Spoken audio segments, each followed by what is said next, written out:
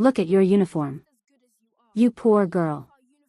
Your father even pushes carts for hire at the market." The whole group of girls burst out laughing. But Simi did not lower her face. She looked up, straight into Bisola's eyes, and spoke in a voice so calm that the laughter slowly died. "My father pushes carts at the market today. But one day, I will be a doctor, and I will save lives that your father's money cannot buy. Don't forget that. Because the future will remind you all. There is a truth that people who grow up in poverty understand better than anyone. Where a person begins never gets to decide where they end. The child the world looks down on today may tomorrow become the very hands into which those who once scorned her must place their own lives."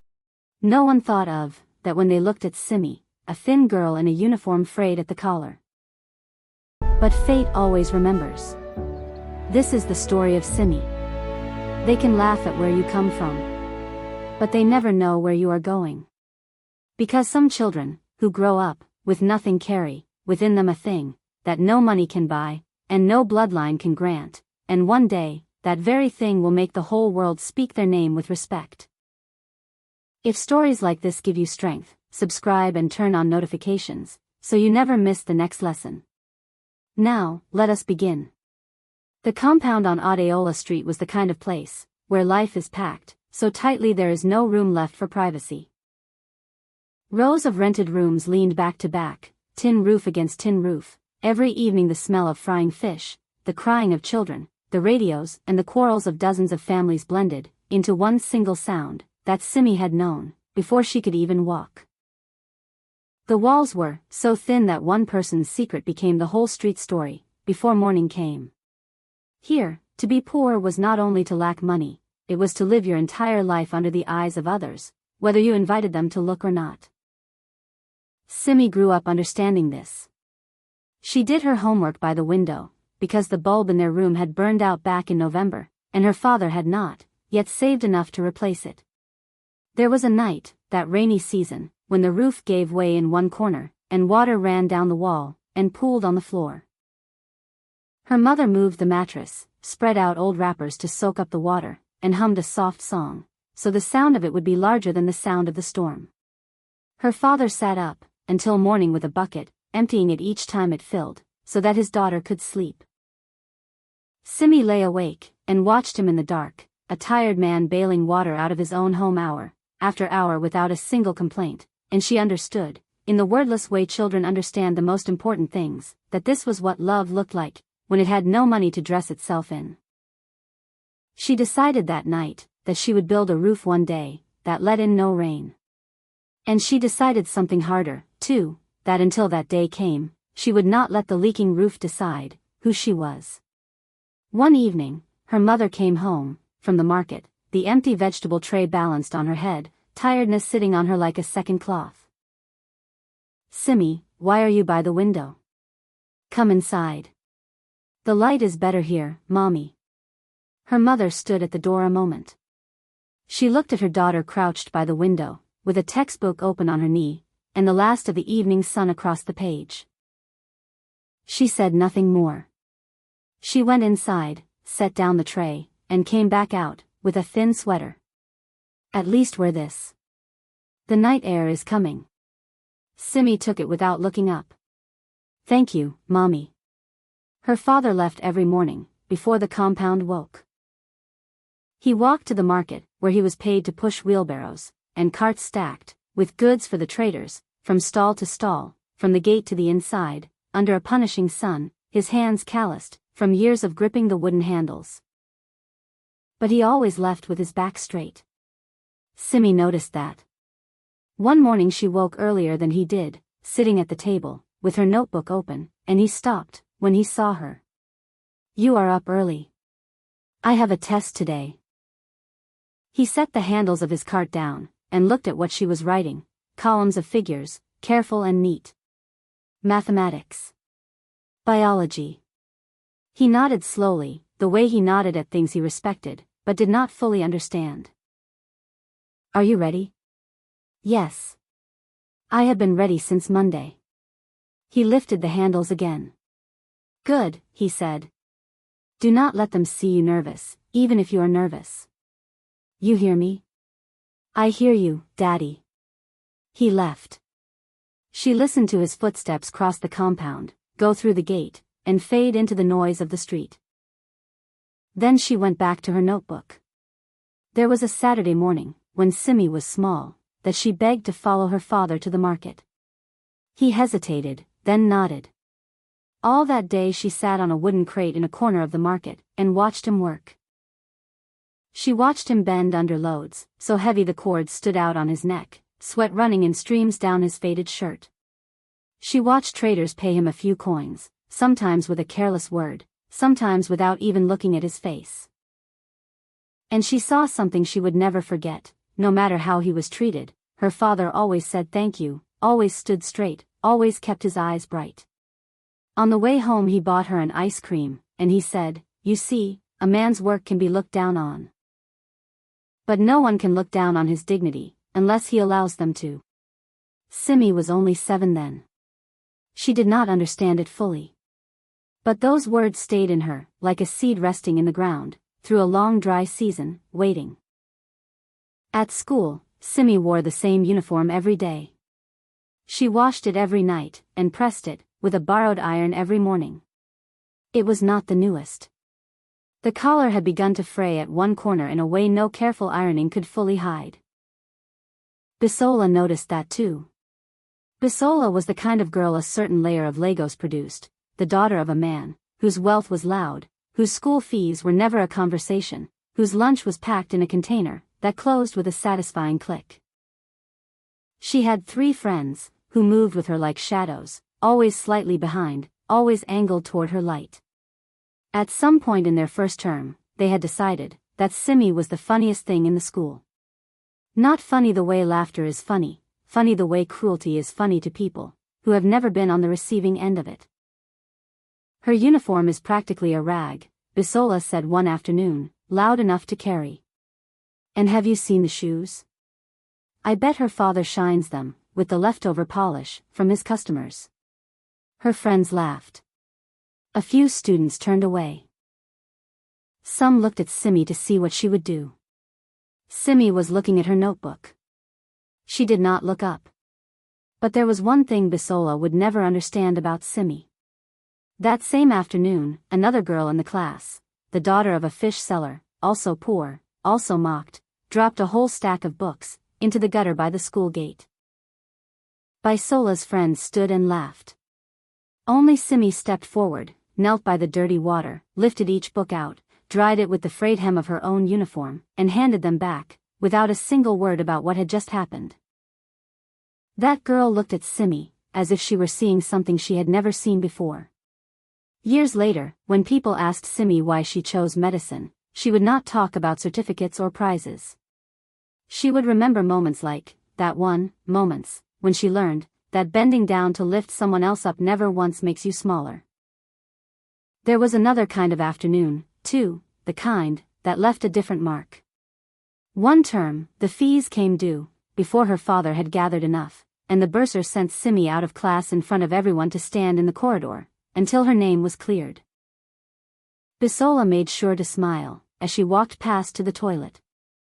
Simi stood in that corridor with her back straight, the way she had watched her father stand at the market, and she did not cry, where anyone could see. That evening her father counted out the money in small, worn notes he had been saving in a tin, pressed them into an envelope, and walked with her to school himself the next morning to pay it, so that his daughter would never again stand in a corridor for something that was not her fault. He said only one thing on the walk: shame belongs to the person who earns it. You have not earned any. Keep your head up. She kept her head up. She would keep it up for the rest of her life. She told no one at school what her evenings looked like. But at home, things had a way of surfacing. One night, her mother came and sat beside her at the window. The compound was quiet for once. Those girls at your school, are they still doing their nonsense? Simi looked at her. Who told you? Nobody told me anything. I am your mother. I have eyes. Simi was quiet a moment. It doesn't matter, Mommy. It matters. But it does not have the final say. You understand the difference? Yes, Mama. Those children are laughing at where you are coming from. They do not know where you are going. That is their problem, not yours. Yes, Mama. Yes, Mama, her mother repeated, gently mocking her quiet tone. Just make sure that yes is inside your chest, and not only on your mouth. Simi almost smiled. It's inside, Mama. There was one day that stayed. One afternoon in their second year, when the results of the end-of-term examination were read aloud by Mr. Fasola in front of the whole class. He read from the bottom up, the way teachers sometimes do, when they want the ending to mean something. Bisola's name came sixth. Simi's name came first. It came first the way it always came first, quietly, without surprise, without performance. Simi accepted the result sheet, folded it neatly, and placed it in her bag. She did not look at Bisola. She did not need to. But Bisola looked at her. And what lived in that look, the hot, airless thing that had no name, but that everyone recognized on sight, was not anger. It was the specific misery of a person who has just understood that the one thing they cannot buy, cannot inherit, cannot be given by a father's money or a mother's connections, belongs completely to the girl they have been laughing at all along. That afternoon, Simi walked home past the market, where her father was pushing his last cart of the day. She stopped.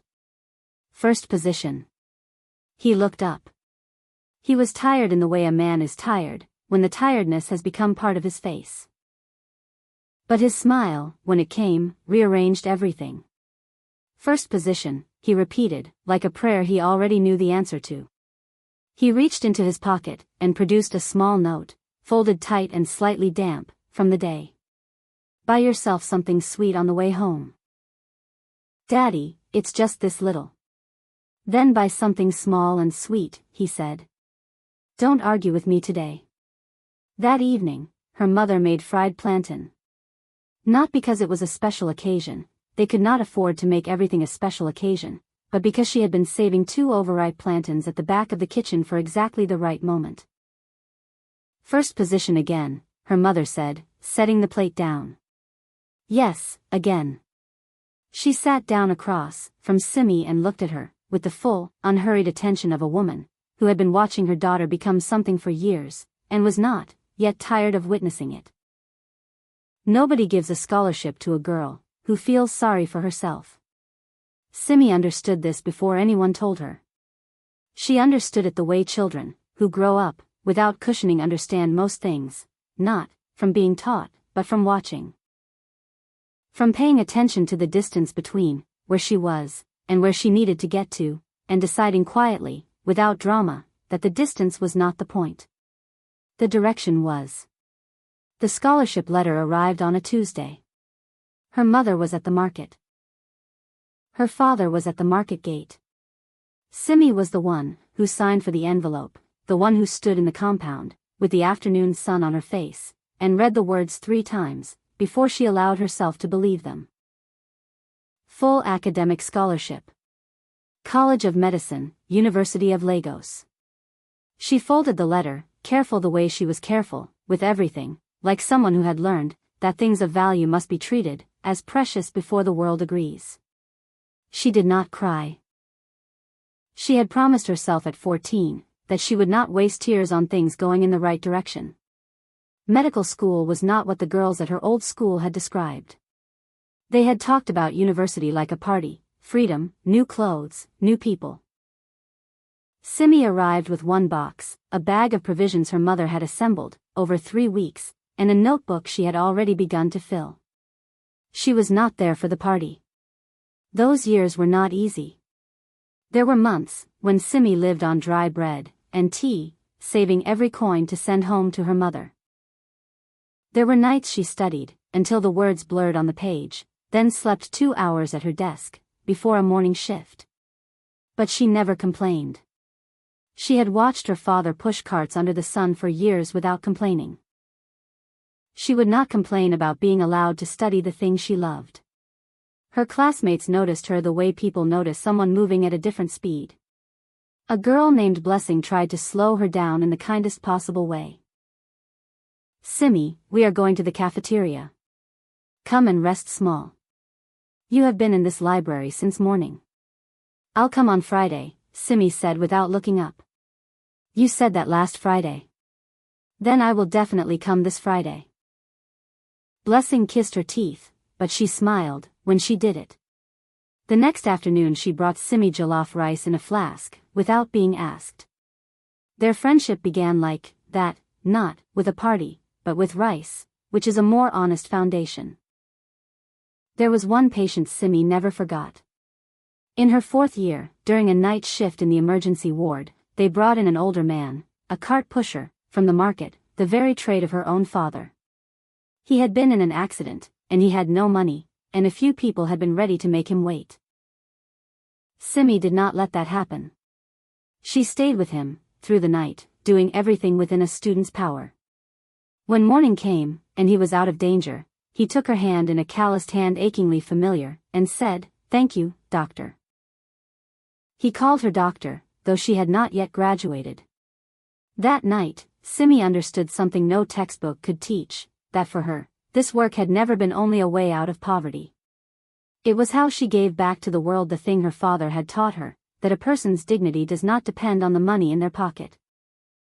By her final years, the faculty had learned her name for a different reason. She won the prize for the top surgical student in her cohort, a small ceremony, a certificate, a handshake from the dean. When they called her to the front, she thought of a tin of small worn notes, of a bucket emptied, through a rainy night, of a man pushing a cart under the sun, so that this moment could exist. She did not cry on the stage. She saved that for the phone call home, when she heard her mother go quiet on the line, and then begin, softly, to weep with joy. In her residency, her supervisor, a quiet surgeon named Dr. Bello, called her into his office on the last day. "I want to ask you something. With your results, you could choose any gentler specialty, with fewer night calls. Why surgery? Why the most brutal one?" Simi looked at him steadily. "Because I want to understand how the human body fails, before I learn how to keep it alive." Dr. Bello looked at her a moment. "All right," he said, as if that were the only answer he would accept. She graduated on a Saturday in July. Her father wore a borrowed agbada, that was slightly too wide at the shoulders, and did not care at all. Her mother cried, from the moment they entered the hall to the moment they left it. Simi crossed the stage, collected her certificate, and found her parents in the crowd. Her father held her face in both his hands. His palms were rough, from the wooden handles, and the years of pushing under the sun. "You see," his voice was not steady. "You see." He did not finish the sentence. He did not need to. They both knew how it ended. Simi became a surgeon at one of the city's big hospitals. She worked the way her father worked a stubborn shoe, slowly, patiently, until the shine was undeniable. She was good. Then she was better. The hands that had once done homework by a window now held a scalpel, so steadily that even the veteran nurses relaxed. She was not loud. She did not perform. She simply saved lives, one after another, and let the work speak. There was a night, early in her career, that first made the hospital say her name. A bus had overturned on the expressway, and the ward filled, with more broken bodies than there were hands to hold them. A young man was bleeding out on the table, and 2 senior doctors had already stepped back, out of options. Simi did not step back. She worked for 5 hours, with a calm that steadied everyone around her, and when the sun came up, the young man was breathing. His mother knelt in the corridor, and tried to touch Simi's feet in thanks, and Simi caught her gently by the arms, and lifted her up, because she had learned long ago, that no one should ever kneel to her. From that night, the older doctors stopped calling her the new one. They started calling her by her name. And they said it carefully, the way you say the name of something you have decided to respect. 10 years is enough time for a life to completely rearrange itself. Sometimes upward. Sometimes not. Bisola's fall was not dramatic. That was the thing about it. There was no single moment, no indecision, that could be pointed at and blamed. It was quieter than that, a series of small doors chosen, over large ones, a pattern of reaching for the nearest thing instead of the right thing, repeated often enough, that it became a direction. The man she chose at 22 had money, and no intention. She stayed 3 years longer than she should have. The degree she started and suspended. Her father's wealth, which had always seemed infinite, turned out not to be.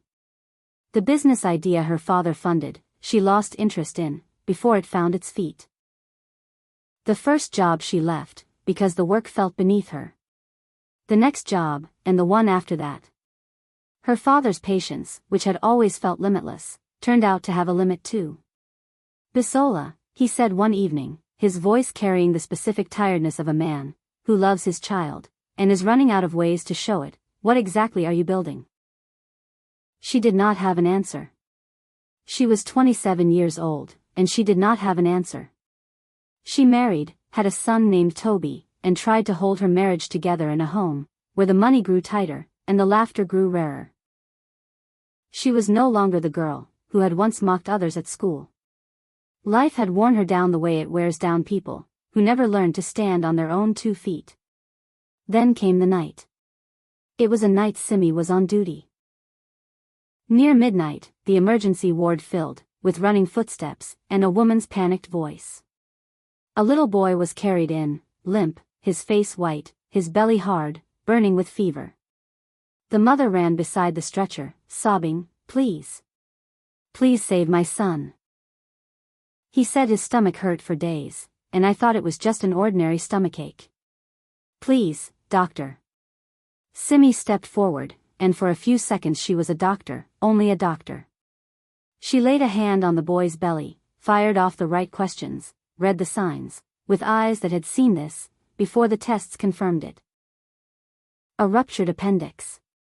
The infection was spreading through his abdomen. 1 more hour, and the child would not survive. For half a second, just half a second, something in the mother's voice pulled at a thread deep in Simi's memory, a note she could not quite place, the way a scent, from childhood can find you in a room, with no warning. But there was no time for memory now. There was only the child on the table. She let the thread go, and became, completely, the surgeon the boy needed. "Prepare the theater. Now," she said, her voice calm, but leaving no room for hesitation. She turned to the trembling mother. "Listen to me.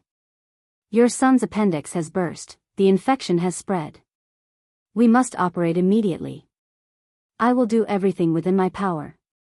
Stay here and pray." The mother grabbed her hand, tears streaming, not catching her face clearly. "Thank you, doctor, thank you." In the theater, under the white lights, Simi did the thing she had spent her whole life learning. It was not easy. The infection had spread further than she feared. There was a moment when the boy's blood pressure dropped, and the whole team held its breath, and Simi heard her own heart beating in her ears. But her hands did not shake. The hands once mocked for shoes shined, with leftover polish. The hands that had once dried wet books for a girl the others laughed at, now moved inside a child's abdomen to win his life back from death. "Stay with me, little one," she said softly, though the boy could not hear. "I am not letting you go." 3 hours. When she came out, pulling off her mask, her scrubs soaked with sweat, she was exhausted, but the boy was going to be fine. The mother shot up from the waiting chairs and rushed to her. "My son? How is my son, doctor?" "He is going to be all right," Simi said. "We removed the burst appendix and cleaned the abdomen. He will need to be watched for a few days, but he will live." And then the 2 women looked straight into each other's faces, for the first time, under the corridor light. The mother went still. "Simi." Her voice was barely a breath. "Simi, is it, oh God?" It was Bisola. The whole corridor seemed to freeze. Bisola looked at the doctor, who had just saved her son, the girl she had once called a poor thing, whose uniform she had called a rag, whose cart-pushing father she had laughed at. All those years collapsed into a single moment. Her mouth moved without sound. Then she broke down, not the performative crying of self-pity, but the crying of a person who has just felt the full weight of everything she has done. Simi, I am sorry. Back then I treated you so badly. I don't deserve for you to have saved my child. I am sorry. Simi looked at her for a long moment. In her eyes there was no hatred, and no triumph. I did not save your son to make you feel guilty, she said, her voice calm and clear. And I did not save him to prove anything to you. I saved him, because this is the person I chose to become, the person you once laughed at, the person raised by my father, the man who pushes carts, with his back straight. She paused. People say it, don't they, that the child of a poor man today may tomorrow become the very hands, into which those who once scorned him must place their own lives. Tonight, you placed your son's life into those exact hands. Not so that I could take revenge, but because life has a way of reminding everyone who they truly are. Bisola's tears fell freely. Simi placed a hand on her shoulder, not cold, not warm. Go home to your son. And next time, when he says his stomach hurts, do not wait. A severe stomach pain, with fever, vomiting, and a hard belly is not an ordinary stomachache, it is an emergency. Take him to a hospital at once.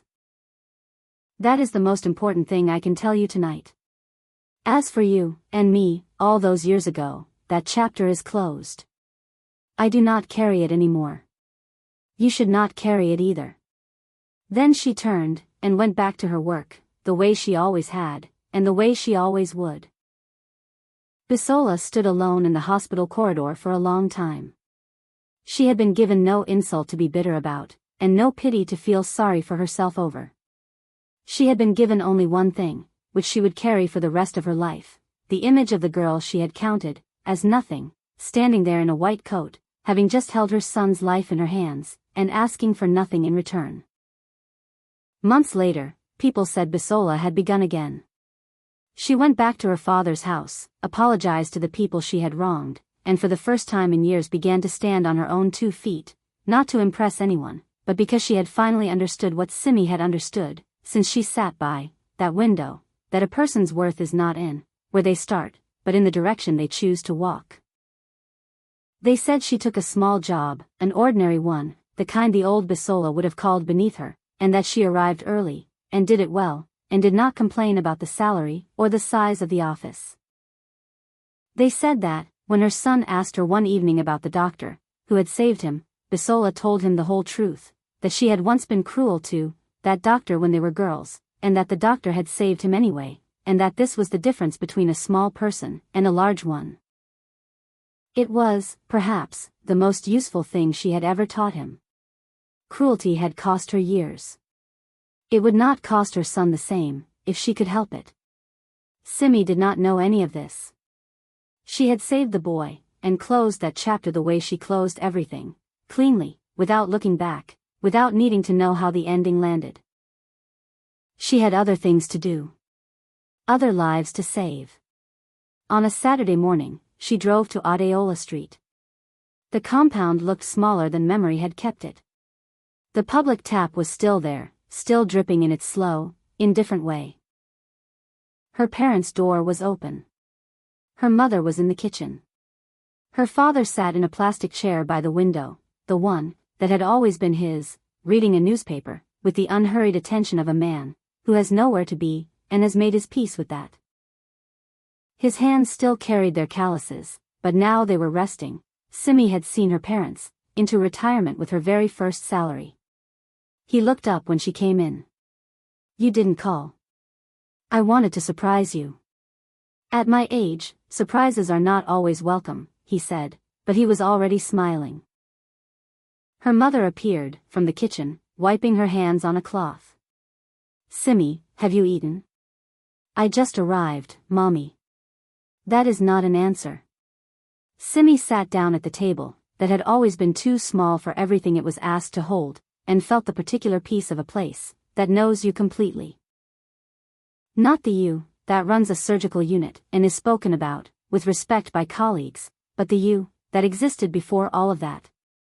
The you that did homework by the window. The you that watched her father leave, with his back straight, and decided, without words, that she would do the same. Her mother set a plate in front of her. And in that small room, at that table too small for all it held, a girl who had once been counted as nothing ate her mother's food in the quiet, complete way of someone who had never once, not even on the hardest days, believed them. I tell you Simi's story not to teach you to wait for the day of revenge. Because Simi never took revenge. When the chance placed the very life of her mocker's child into her hands, she did not use it to punish. She used it to heal.